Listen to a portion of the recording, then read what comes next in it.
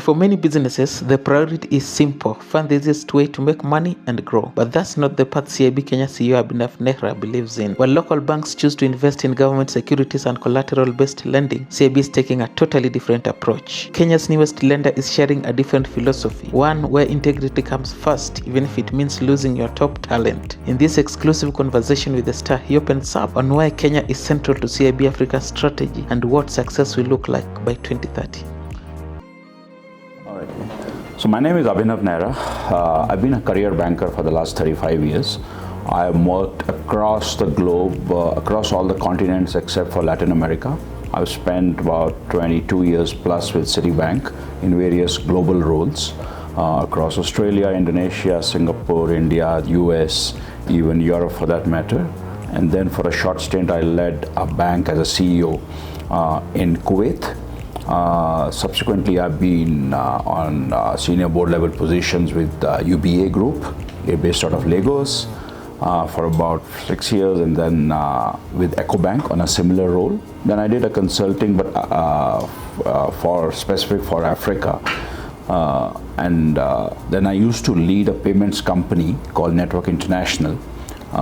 And that's when CIB approached me, and I thought this was a great opportunity for me to build something very unique for Africa, because CIB is a very successful bank, as you know, the third most profitable on the continent, and their ambitions now pan out to the rest of sub-Saharan Africa, because the models are very similar.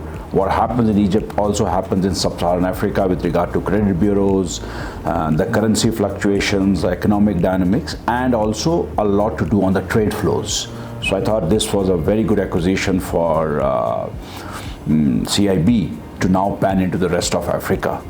Starting off with Kenya, and especially for me, Kenya, having lived in Africa for the last 15 years, Kenya is a very important market and absolutely at the peak of the pyramid because of innovative regulator, mobile money. It's a pioneer in mobile money. M-Pesa is a flagship for mobile money globally, and a lot happening in this market in terms of fintech and otherwise. So I thought this was a great opportunity for me to build something not only for Kenya, but further panning out to the rest of Africa for CIB. Okay, so maybe how different is, let's say, the Kenyan market from the other market that you have operated in? Kenya, as far as, let me compare it with, so I will compare Kenya with the emerging markets. I think Kenya, I've spent very large part of my career in India. And Kenya is, to my mind, very similar to India, even though still a little behind in banking behind India, but I think it's very, very similar to India in terms of progression, especially with regard to a very open and innovative regulator. The central bank here is very, very open to innovation, fintech, and M-Pesa is a prime example of that. And as far as Africa is concerned, I think Kenya is the most advanced market, right? A lot of markets, especially I worked in Francophone, Ghana, Nigeria, most of those markets are far behind Kenya as long as banking and banking innovation is concerned. Okay, now maybe moving to CIB, since you acquired Mayfair, how has it been since then? I think it's been a very good journey. We acquired 51% stake in 2020. Early 2020, and then subsequently we found that Kenyan market was really very vibrant. So in 2023 is when we fully acquired 100% stake, and that's when in early 2024 when I came on board. So it's been a very good journey for me. To give you a very clear example, today we are hugely surplus on our deposits, right? We are starting to lend. Our balance sheet, our NPLs are one of the lowest in the country. We are cleaning the book. We are setting up some very good processes. We have launched a shared services platform with regard to technology, operations, and some of the back-end services. So for us, I think it's been a very interesting journey for me. And now we are absolutely ready to take the next leap of growth as far as concerned. So, and for CIB, Kenya is a more strategic kind of an investment.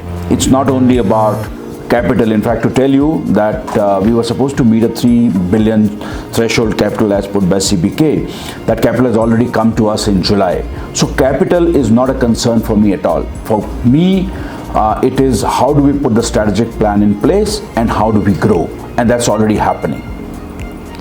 Okay, you've spoke about having the lowest NPLs in the market. We have seen a lot of lenders struggling with an increase in NPLs. So maybe what are you doing right, and what's your percentage of the NPLs?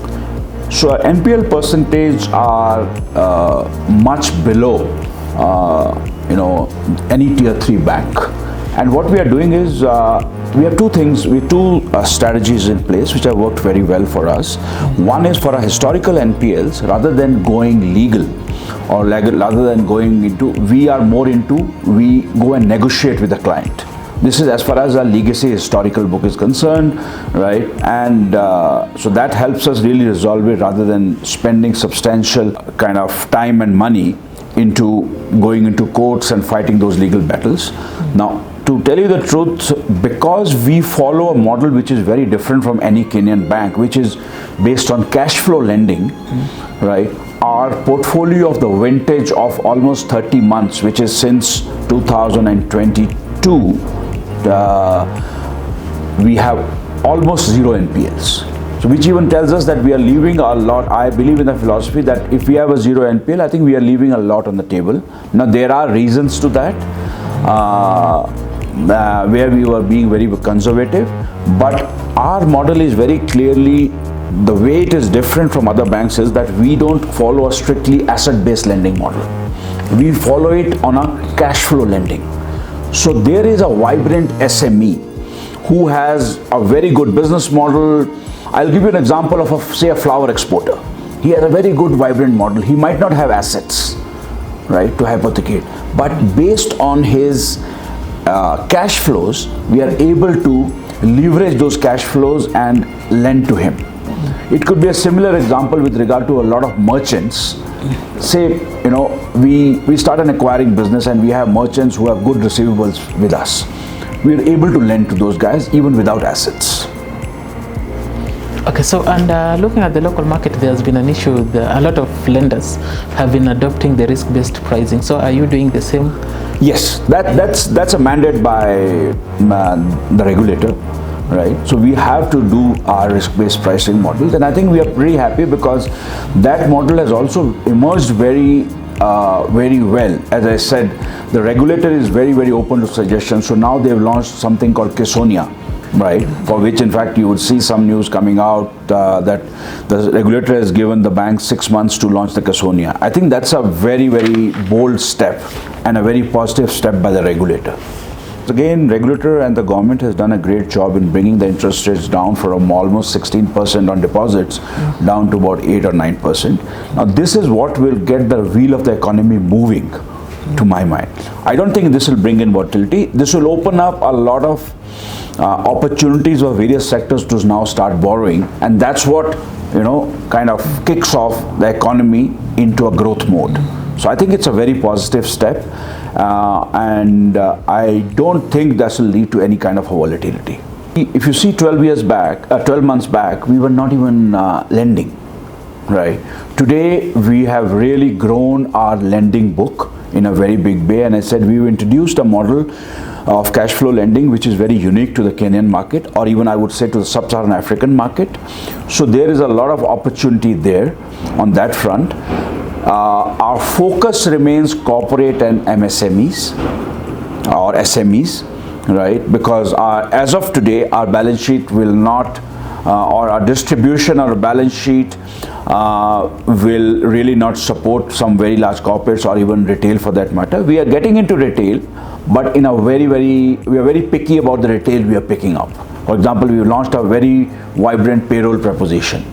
We have launched something for retail as well as SME customers called Everyday Saver Interest, where you get interest credited in your savings or current account on a daily basis, which is very unique to this market again.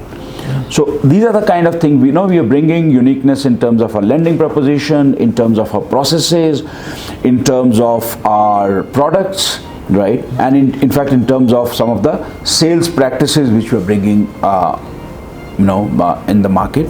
So for us it is, we have a successful model back in Egypt. We need to just bring that baked recipe of a model into Kenya, just garnish it with some of the local Kenyan spices and serve it to the Kenyan consumer. Yeah, that's quite interesting. Yeah, and Kenya and Egypt have quite some good trade relations, with Egypt being among the top Kenyan tea export destinations. Exactly. So maybe how are you riding on this to grow your operations and trade between the two countries? So we are really focused on that sector. In fact, one of our prime vision is to cater to the Egypt-Kenyan trade flows. And that is really beneficial, especially with COMESA and now EFFECTA coming on to board. So if you see, you rightly mentioned about the tea.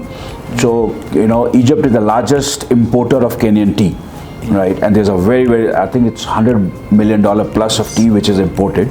Focused on that because, the Kenyan tea, most of it because of all the trading houses being based in Mombasa. So we have 2 branches in Mombasa.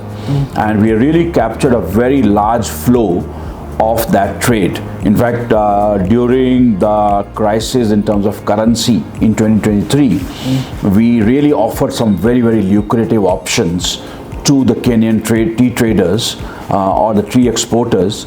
We offered them, that they get their payments there in Egyptian pounds, and then we give it to them here in dollars, which made a lot of sense for those. And so we cater to some very large Kenyan export houses, and we have substantial chunks. Similarly, a lot of manufacturers of, whether it is, say, example of oral products. Now those are the ones which are manufactured and have a lot of benefits in terms of taxes under COMESA and EFFECTA. So a lot of manufacturers of various products, including oral care products, get them manufactured in Egypt, get them white labeled and import them to Kenya, and vice versa. So we are really taking care of taking advantage of those trade flows. My goal by 2030 is to be a tier 1 bank, a profitable tier 1 bank which is regarded in the country, very similar to the journey we have taken in Egypt, right? A multinational brand which people would love to bank with. And maybe now just questions to you as NEHRA, leave alone the CIB part. Banking is often seen as a high pressure job. So maybe how do you try to balance your personal career and work? See, for work has been a passion for me from day one, from my Citibank days, right? And I'm actually very blessed to have started my career with an organization like Citibank, and when Citibank was a peak of banking globally. And so yes, for me, I remain very focused. For me, there are 3 kind of, 3 pillars to my life, which is work, right? Or 4 pillars, I would say: work, family, golf and travel. So that's, I call myself a global gypsy because I'm a risk taker. I love to travel. I've traveled maybe 80 plus countries, and I've been actually even frankly blessed professionally because having worked for some very global banks like EcoBank, like UBA, like Citibank, that has helped me really travel and learn a lot. So every opportunity which I take up